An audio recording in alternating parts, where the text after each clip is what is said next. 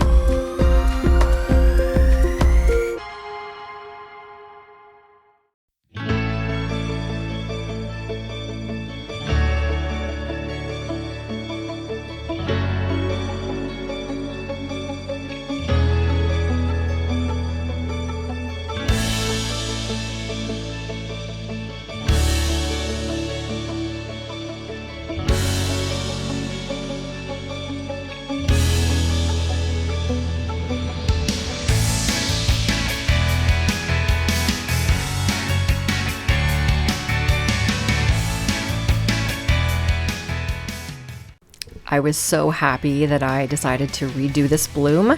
The second one I did was exactly what I was looking for. The first one ended up being way too dark. I think I put down too much of the black obsidian. So I added in a little bit more white with this one, and I'm so happy I did. Let me know what you think of this gorgeous black and white bloom down in the comments. Don't forget to subscribe to my channel. Make sure you hit the notification bell as well as the thumbs up, and I would love to hear from you down below in the comments. So take care, everyone. Have a great day and a great week, and I will see you in the next video. Bye!